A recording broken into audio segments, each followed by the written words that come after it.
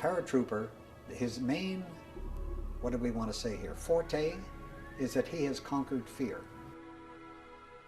They have the morale that you don't get in other regiments. And the reason being is because once you become a paratrooper, you've faced fear and you have overcome that fear. Each of us has conquered the fear. He has conquered that to jump out of an airplane. Therefore, he'll do anything. You could go on for weeks and days, you know, with the minimum of comfort. We do so many special things that are not done by any other soldier. You have to appreciate that the airborne were not equipped with tanks. We didn't have heavy vehicles.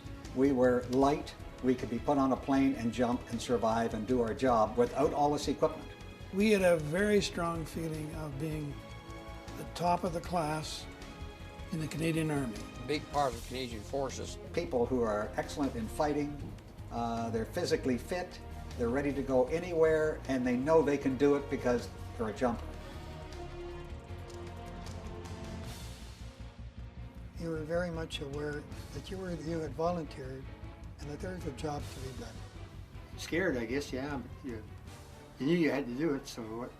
You know, the Airborne Strike Force went in expecting horrendous casualties. When I get down, I know what I have to do, and this is what I'm going to do.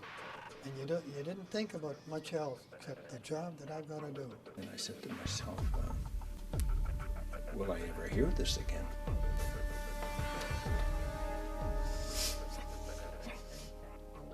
They were English jumps out of an aperture, and he come down on the right landing spot with the shooter open and just mashed him, you know. There was two of them happened while I was there. Even if you're in your slit trench, if a shell hit a tree, the blast would come down into your slit trench. Some of our mortar and machine gun people and landed in the water with the heavy equipment. Some of them drowned. Some of them never got out of there. Quite a few of the guys drowned in things before they got out of their harness. When you're having that sort of experience, trust me, your life flashes in front of you, all those things that happen, for me it did. In the first firefights we got into, they were killing people where I was. And I was horrified. Like when you come to the reality of fighting, what it's like, the horror of it, people getting killed, people you know getting killed. And you're very much aware that in combat people were killed, people suffered, and that you could very well be one of them. Most of the casualties were from shell fire. Everybody was firing, but you didn't know where. I think the Germans must have seen us in the window there. And as soon as we fired that bomb, when they fired an HE shell right through the wall, and fired an HE shell through the room and killed the four of them. And he kept saying his belt was too tight, so I cut his belt off and his intestine just rolled out onto the ground. That is when the war hit me. The Army prepares a soldier for war, and they do a pretty good job of it. But one thing they can't prepare you for is the peripheral damage to non-combatants and civilians and kids, women and kids. I think that's what affects us more than anything else that ever happened there. You're just absolutely wiped out when you come out of these things. You know, the adrenaline and all that stuff and you've made it, you know. You can't stop to think, well, should I do this, should I do that? It's got to be automatic. It's either he's dead or you're dead, one or the other. It's all in the training. I don't think it's right in our genes to go and kill. But a Canadian, if he has to do something, knows it's worthwhile, he'll be a killer as good as any of them. Maybe better. We weren't programmed for after action what would happen, but I think we were trained to kill. We were trained to kill big time.